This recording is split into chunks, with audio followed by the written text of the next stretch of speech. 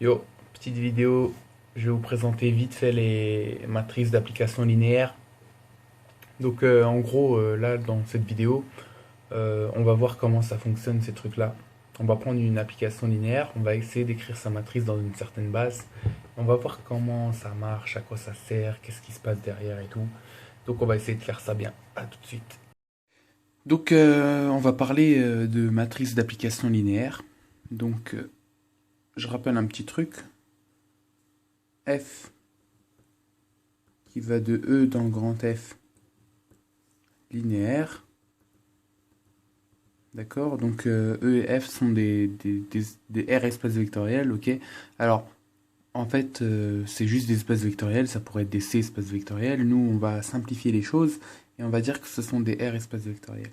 D'accord. De dimension finie. Donc, F, elle est linéaire, ça veut dire que pour tout x, y appartenant à E, et pour tout lambda appartenant à R, d'accord, f de lambda x plus y est égal à lambda f de x plus f de y. D'accord. Donc là, c'est la linéarité. Alors, vous savez que quand vous avez un espace vectoriel E de dimension n, par exemple, ok, donc de dimension n, alors, je fais un petit rappel sur tout ce qui est famille libre, famille génératrice et base. D'accord. Donc une famille libre, une famille de vecteurs, elle va être libre si une famille E1, En de n vecteurs, elle est libre si la seule combinaison linéaire qui l'annule est la combinaison linéaire euh, dont tous les coefficients sont nuls. Donc E1, En, elle est libre. Ça veut dire que somme des lambda i, EI, pour i est égal à 1 à n égale à 0, implique que pour tout i, lambda i égale 0.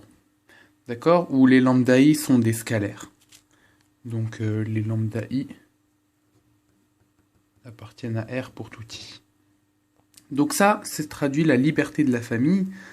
Et puis, une famille qui va être génératrice, donc E1, En, génératrice de E.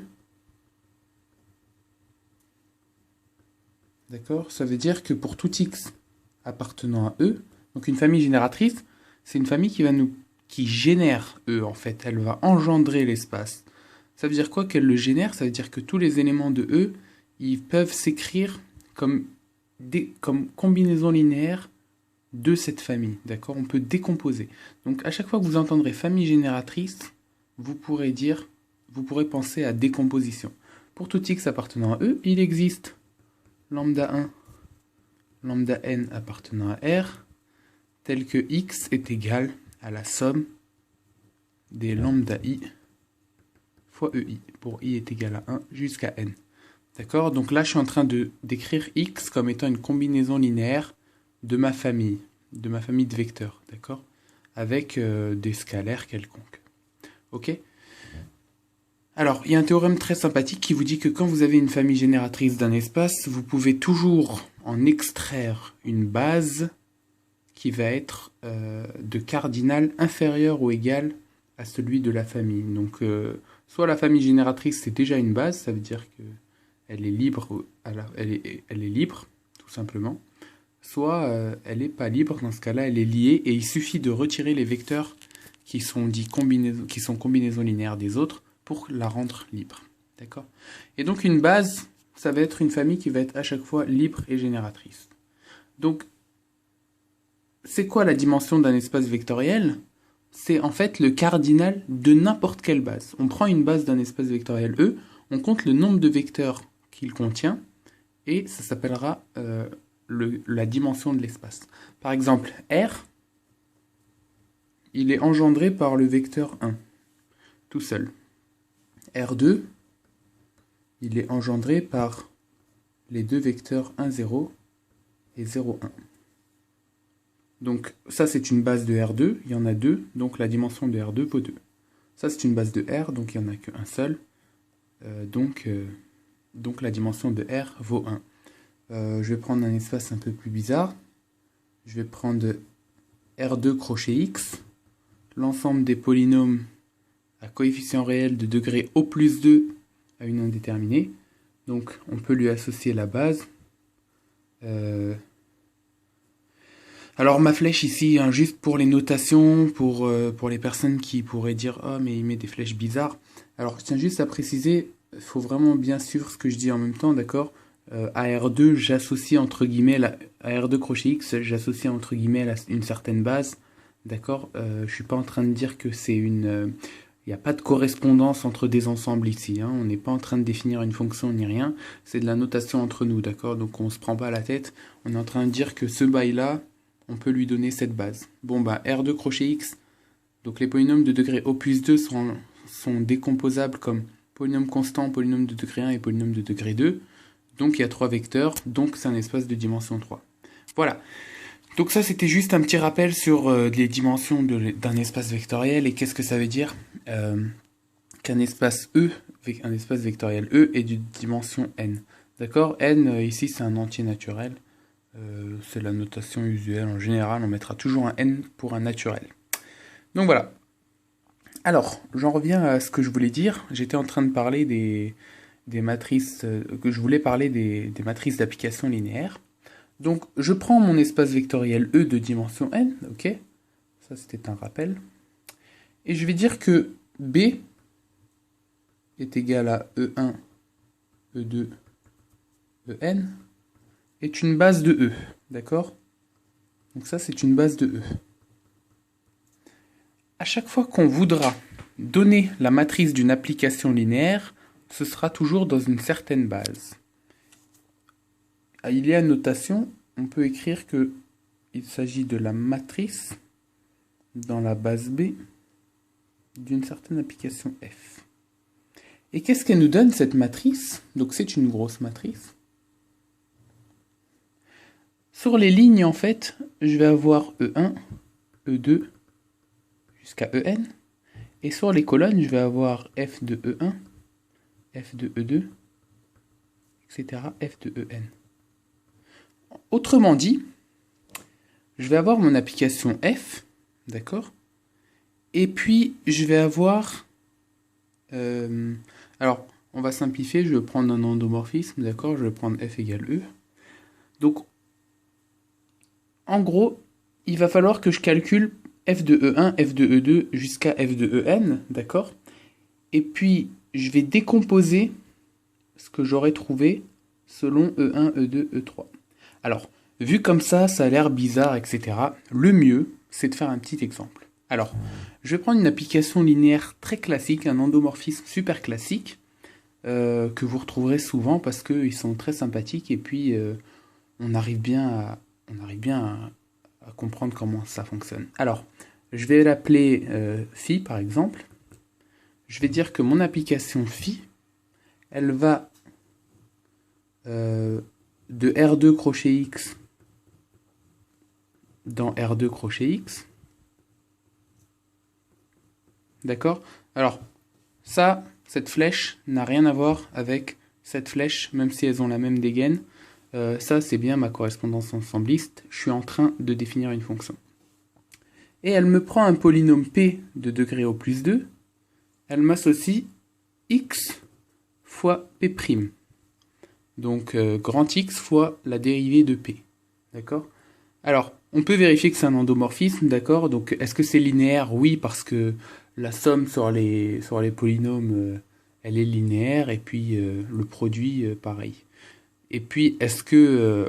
donc ça, c'est pour la linéarité.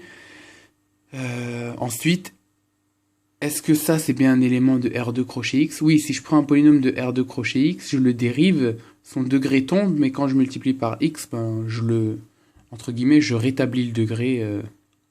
Donc, j'ai bien un truc qui va de R2 crochet X dans R2 crochet X. Donc, bon, il n'y a pas de problème. Donc, c'est bien un endomorphisme. Et puis, je vais munir R2 crochet X, d'accord, de la base canonique. Alors, je vais donner une petite définition qu'on va garder entre nous. Base canonique, en fait, ça veut dire la base la plus simple. Donc, si je reprends dans R2, ça, c'est la base canonique de R2.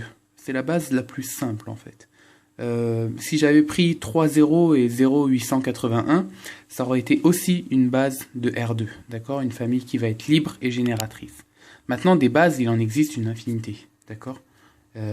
Par contre, il y en a qui vont être plus simples et plus agréables à manipuler que d'autres. Par exemple, celle-ci pour R2, et puis celle-ci pour R2 crochet X. Donc, je vais suivre la méthode. Je veux la matrice. Donc ça, je l'appelle B, cette base. Et je veux la matrice dans la base B de l'application phi. Donc, égal, je mets ma matrice vide, je mets mes vecteurs, 1, x, x au carré. Je mets phi de 1, phi de x au carré. Et maintenant, il faut que je les calcule. Phi de 1, c'est donc mon application, elle prend un polynôme, ici c'est le polynôme constant, elle le dérive et elle le multiplie par x. Donc quand je dérive 1, j'ai 0. Et quand je multiplie par x, ça me donne 0. Phi de x, alors mon application me dérive x, donc ça me donne 1, et je multiplie par x, donc ça vaut x. Et puis enfin, phi de x au carré, c'est égal à, je dérive x au carré, ça me donne 2x, et je multiplie par x. Donc 2x au carré. Donc voilà. Alors, comment s'écrit 0 comme décomposition de 1x au carré? C'est simple, 0, 0, 0. Comment s'écrit x dans la décomposition 1x au carré? Il s'écrit 0 fois 1 plus 1 fois x plus 0 fois x au carré. Et puis, comment s'écrit 2x au carré? Eh bien, il s'écrit 0 fois 1 plus 0 fois x plus 2 fois x au carré. Donc voilà, je viens de donner la matrice de cette application linéaire dans la base B. Donc c'est très simple, il y a une méthode à suivre, d'accord? Vous avez votre base, vous avez votre application linéaire, vous calculez, vous avez votre application linéaire phi, vous calculez phi de chaque vecteur de la base, d'accord? Et puis ça vous donne des trucs comme ça, et puis vous les décomposez selon votre base, d'accord? Alors là j'ai pris une base, si j'avais pris une autre base, ça aurait été complètement différent. Par exemple, si j'avais pris la base B' est égal à 1x 2x au carré. Alors, je rappelle un truc, il y a un truc super cool. Pourquoi je suis sûr que ça c'est une base? Parce que j'ai 3 polynômes de degrés échelonnés dans un espace de dimension 3. 3 polynômes de degrés échelonnés, c'est toujours une famille libre. Et vu que le cardinal de la famille est égal à la dimension de l'espace, c'est une base. D'accord? Donc là, je suis sûr que B' est une base, autant que B est une base. Du coup, si je veux donner maintenant la matrice de phi, dans la base B', bon, c'est dégueulasse, je recommence, désolé. La matrice dans la base B' de phi, eh bien, ça va me donner quoi? Je vais faire la même chose, sauf que cette fois-ci, je vais avoir 1, x, et puis je vais pas avoir x au carré comme en haut, mais je vais avoir 2x au carré. Parce que c'est ça ma nouvelle base. Et donc là, je vais toujours avoir phi de 1, phi de x. Par contre, je vais avoir phi de 2x au carré. Donc, vu que j'ai déjà calculé pour E2, ça ne va pas changer. Je vais avoir les mêmes premières colonnes. Donc 0, 1 et 0. Par contre, il faut que je calcule phi de 2x au carré. Donc je dérive 2x au carré, ça me donne 4x, que je remultiplie par x au carré. Par x, pardon. C'est mon application qui est là. Donc j'ai mon 4x que je multiplie par x, ça me fait 4x au carré. Donc voilà. Ça me donne quoi? 0 fois 1 plus 0 fois x plus 4 fois... 2 fois 2x au carré. Voilà. Donc finalement, on n'a pas changé grand-chose. D'accord? Tout simplement parce que, de toute façon, j'ai calculé les mêmes vecteurs de la base, ok. Je suis en train de travailler sur un même endomorphisme avec des bases différentes. Bon, cette base n'était pas très intéressante finalement. Alors, finalement, qu'est-ce qu'on retient? On retient que quand on a une application linéaire... Ouais, en fait, là, c'était de la merde. Hein. Enfin, c'est naze. Bref, on a une application phi, donc qui est un endomorphisme ici, d'accord. On veut écrire sa matrice dans une certaine base. On calcule phi des vecteurs de la base, et puis on les décompose ici selon notre base. D'accord? Donc vous prenez pas la tête, vous faites ça tranquillement. Essayez de bien revoir cet exemple, essayez de bien le comprendre, d'accord? Gardez bien en tête que la première chose à faire, c'est d'écrire cette chose-là, une matrice vide dans laquelle on sait qu'en haut il y a f de E1, En, etc. et sur le côté E1, En, et on fait notre décomposition, d'accord? Vous suivez cette méthode tranquillement, vous vous prenez pas la tête, ça marchera toujours très bien en général. Câble USB dégage, voilà. Et puis, si vous avez d'autres questions, n'hésitez pas à me les envoyer. Vous pouvez vous abonner à ma chaîne si vous voulez, vous n'êtes pas obligé. Vous pouvez liker la page qui s'appelle daf-man. Non, il n'y a pas de tiret. Si, il y a un tiret, dafman. Et rejoindre même le groupe qui s'appelle mathématiques-questions sur Facebook. Donc voilà. J'espère que c'était assez clair. Donc à chaque fois que vous avez une application linéaire, vous allez pouvoir écrire sa matrice dans une base. Et je précise bien dans une base, c'est pas juste une... ça va dépendre de la base, d'accord? Il y a des bases où les matrices, elles n'auront pas du tout la même tête. Donc il faut bien faire attention à ce cas-là. Voilà, alors là j'ai fait un gros fail vénère. Donc on se prend pas la tête, mais bon, il se trouve que j'ai pris une base à la con et du coup je suis retombé sur la même chose. C'est pas grave. Il y a des bases où la matrice n'aura pas la même tête, etc. Bon, peu importe. Ici, on a une matrice, c'est un peu une matrice, on va quand même, je vais quand même faire une petite réflexion sur cette matrice.